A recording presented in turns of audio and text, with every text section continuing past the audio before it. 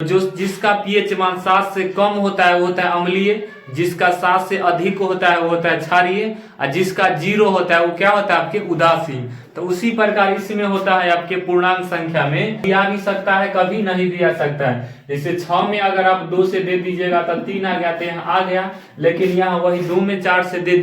जय हिंद फ्रेंड्स, तो आपका बहुत बहुत स्वागत है आपके अपने इस यूट्यूब चैनल्स पे। तो चलिए आज हम मैथमेटिक्स का एक अगली टॉपिक को कवर करेंगे, जिसमें आज हम देखेंगे भाज्य संख्या, अभाज्य संख्या किसे कहता है, परिमेय संख्या और के बारे में हम पिछली क्लास में देखेंगे।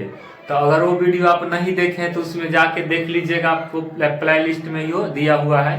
तो चलिए आज इसका हम शुरुआत करते हैं। इसमें हम क्या देखेंगे, तो पूर्णांक संख्या क्या है, पूर्ण संख्या क्या है, परिमेय संख्या क्या है, अपरिमेय संख्या क्या है, ये क्या है, सम संख्या, विषम संख्या, प्राकृत संख्या, इससे एग्जाम में क्वेश्चन पूछता कैसे है, ये सभी चीजों को हम आज देखेंगे। तो चलिए हम वीडियो की शुरुआत करते हैं। तो सबसे पहला है, इसमें पहला जो है ये पूर्णांक संख्या क्या है, तो पूर्णांक संख्या। पूर्णांक मतलब क्या हुआ, पूर्ण अंक। अगर पूर्णांक को अगर तोड़ते हैं आप पूर्णांक को, तो ये क्या आपका होगा, पूर्ण प्लस अंक होगा।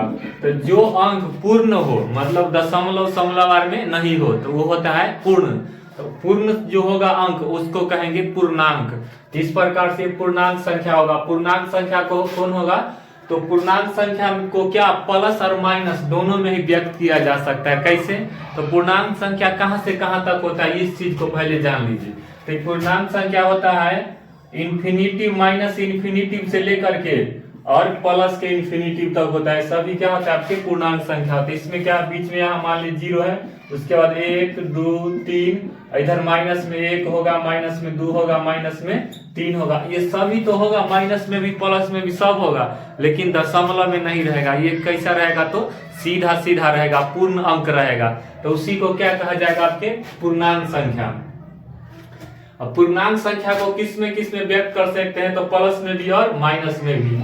तो जो प्लस में पूर्णांक होगा उसको कहेंगे धनात्मक पूर्णांक, और जो माइनस में होगा उसको क्या कहेंगे, ऋणात्मक। जो ऋण में होगा वो ऋणात्मक। और वही पूर्णांक में आप यहाँ पे देखिए एक चीज, ये 0 है, तो 0 में क्या होगा आपके उदासीन पूर्णांक है। जैसे केमिस्ट्री आप पढ़े होंगे तो उसमें देखिएगा कि अम्ल, क्षार और लवण होता है। तो जो जिसका पीएच मान 7 से कम होता है वो होता है अम्लीय, जिसका 7 से अधिक होता है वो होता है क्षारीय, और जिसका 0 होता है वो क्या होता है आपके उदासीन। तो उसी प्रकार इसमें होता है आपके पूर्णांक संख्या में कि जो माइनस में होता है वो हो गया ऋणात्मक पूर्णांक, जो प्लस में हो गया वो हो गया धनात्मक पूर्णांक, और जो 0 है जिसमें मतलब उदास है, जिसके पास ना कर्ज है और न ही अपना संपत्ति है, तो उसको कहा गया है उदासीन पूर्णांक। तो वो हो गया उदासीन पूर्णांक।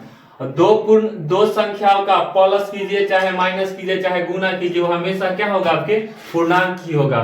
जैसे कोई भी पूर्णांक 2 को ले लीजिए आप, अगर जैसे मान लीजिए कि एक ले लिए 3 और एक ले लीजिए यहाँ ले लीजिए -2। अगर इसको आप अगर घटाइएगा भी तो 1 आएगा, तो 1 देखिए पूर्णांक है। अगर गुना भी कीजिएगा तो -6 आएगा, तो यहाँ इधर -6 कहीं ना कहीं होगा, तो ये भी पूर्णांक है। तो वही इसमें अगर आप भाग क्या कर दिएगा, जोड़िएगा तब भी, घटाइएगा तब भी, और गुना कीजिएगा तब भी आपका क्या आएगा, वो पूर्णांक में आएगा। तो इसी क्वेश्चन आपको पूछेगा कि एक संख्या जैसे पूर्ण संख्या को पूर्ण संख्या से गुना करने पर क्या आएगा परिणाम, पूर्ण आएगा कि अपूर्ण आएगा, तो आएगा आपके क्या, तो पूर्ण संख्या ही आएगा। तो पूर्ण संख्या को सम संख्या, विषम संख्या, भाज्य, अभाज्य सब में नहीं विभक्त किया जा सकता है। कैसे कि पूर्ण संख्या को भाज्य अभाज्य में कैसे न करते हैं, चाहे सम में।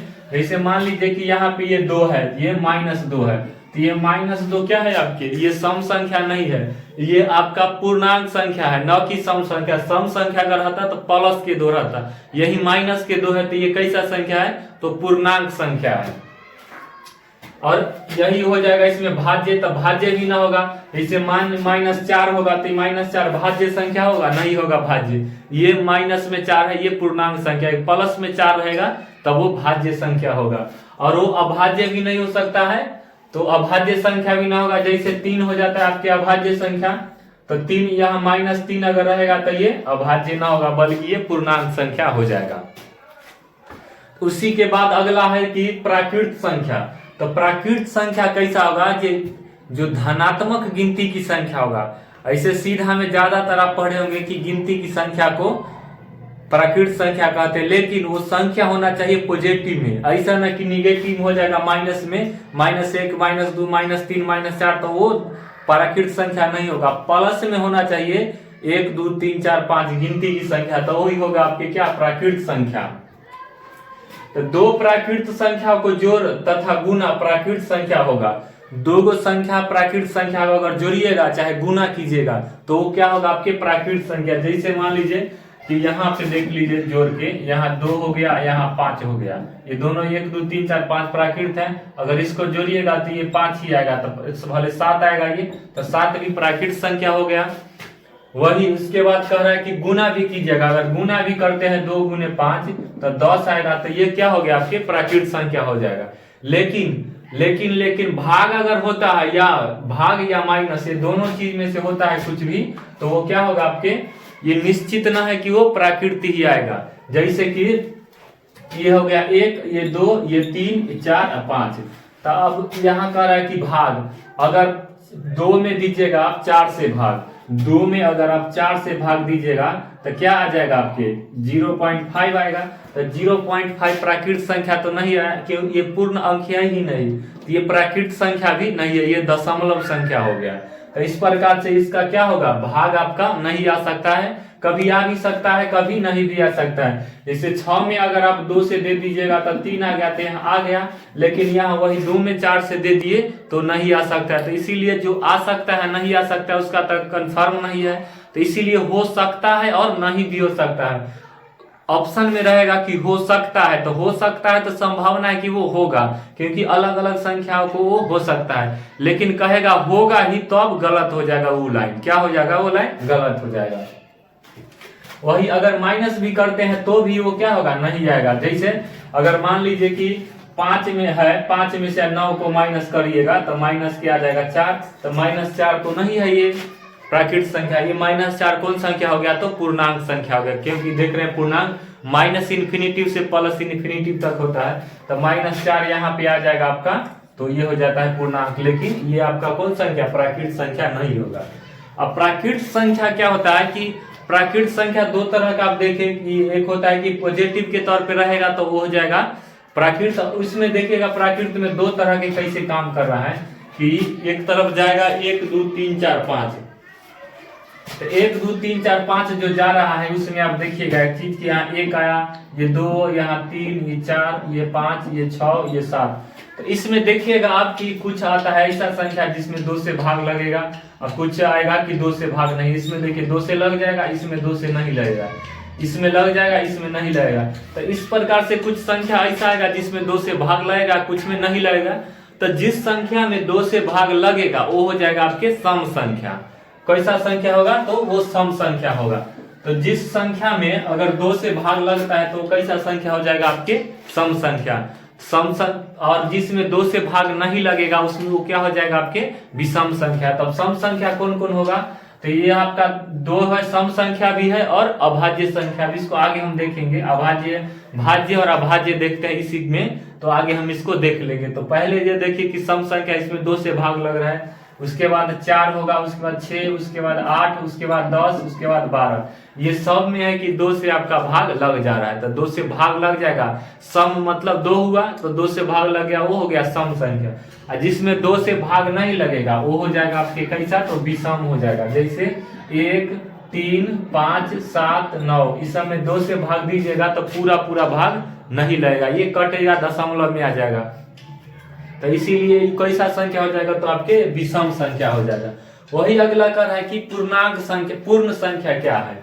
तो प्राकृत संख्या जो होता है 1 2 3 4 5, उसमें अगर 0 शुरू में ऐड कर देते हैं, क्या कर देते हैं ऐड, जैसे प्राकृत संख्या आपका हो गया 1 2 3 4 5, इतना है प्राकृत संख्या। अगर इसी में यहाँ पे आप 0 से भी शुरू कर देते हैं, 0 ऐड करके, तो 0 से जब शुरू कर दीजिएगा तो वो बन जाता है आपके पूर्ण संख्या।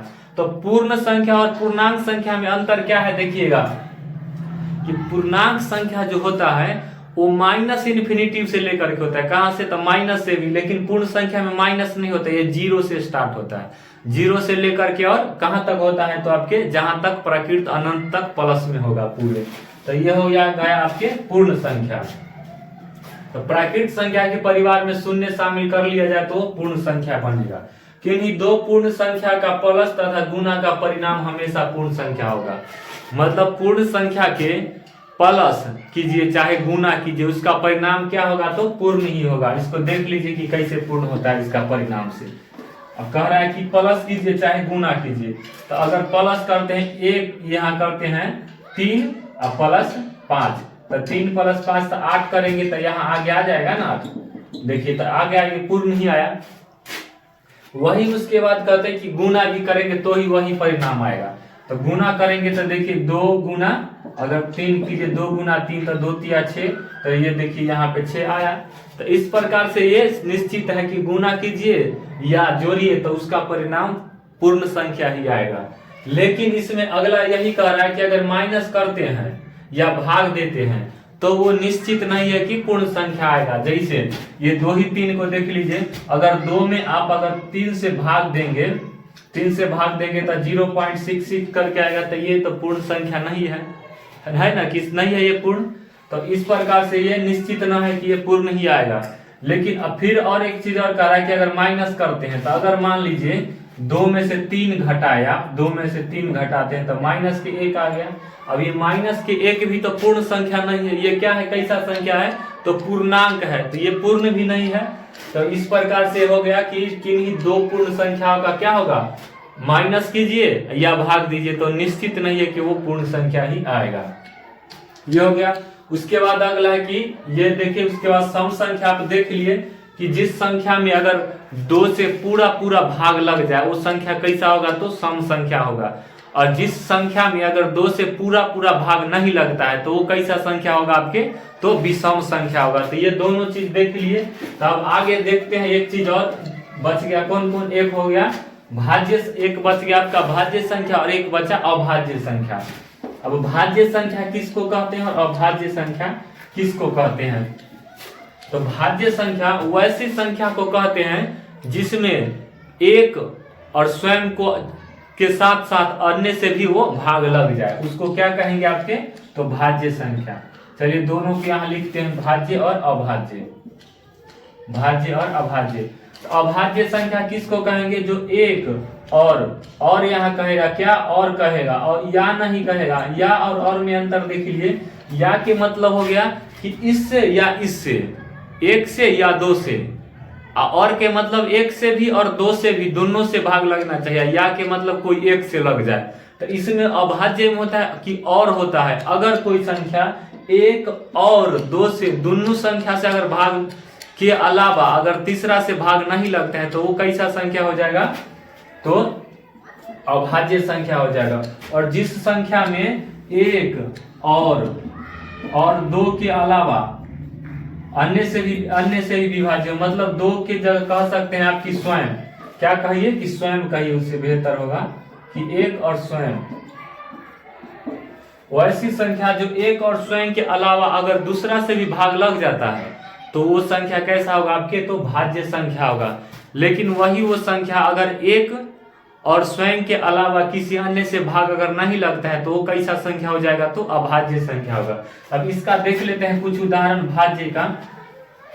भाज्य का जैसे देख लीजिए कि आप 6 है, ये 6 है, 6 में अगर भाग देते हैं तो यहाँ 1 से भी भाग लग जाएगा आपके 6 बार में, 2 से भी लग जाएगा भाग 3 बार में, 3 से भी भाग लग जाएगा 2 बार में, 6 से भी भाग लग जाएगा 1 बार में। तो इस प्रकार देखिए आप कि कई संख्या से ये भाग लग जा रहा है। तो इस प्रकार से ये कैसा संख्या हो गया आपके तो सम संख्या हो गया, सम कहते भाज्य हो गया।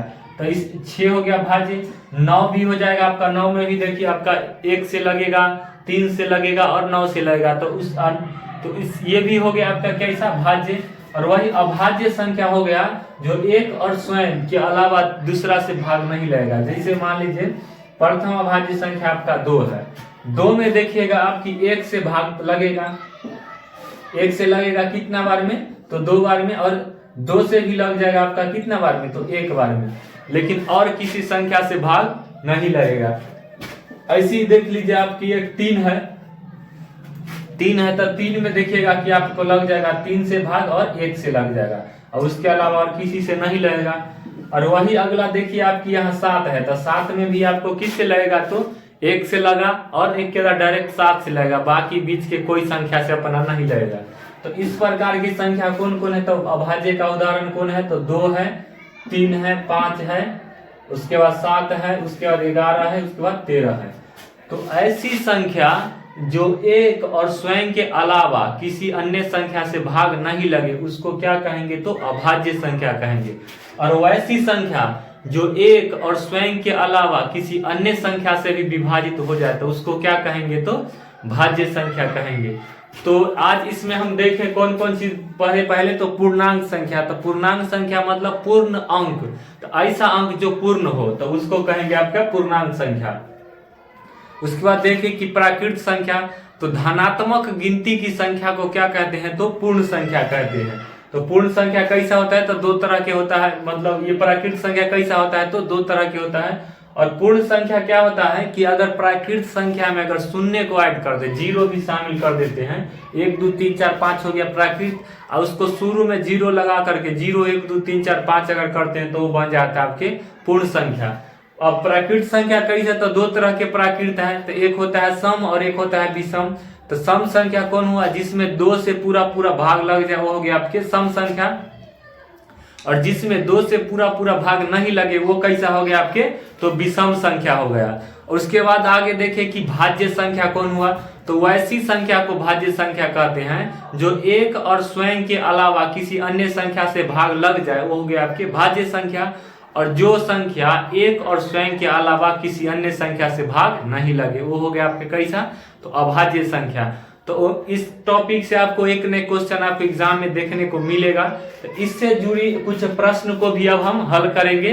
तो इसमें इतना ही रहने देते हैं। अब अगला टॉपिक में फिर हम मतलब अगला जो लाएंगे अब सीरीज, तो उसमें सिर्फ क्वेश्चन का करेंगे। ये इतना बेसिक एक स्ट्रक्चर है, अगर आप पिछली क्लास को नहीं देखे तो उसको भी देख लीजिएगा, तो शुरू से क्या होगा आपका सभी मजबूत एक साथ हो जाएगा। जब इसका नींव मजबूत हो जाएगा तो आगे मैथ समझना आपके लिए बहुत आसान हो जाएगा, क्योंकि मैथ क्या है, आपके अंकों का खेल है। अंक का खेल मतलब अंक से खेलना आपको आ गया तो आप मैथ बनाना आपको खूब इंटरेस्टेड हो जाएगा।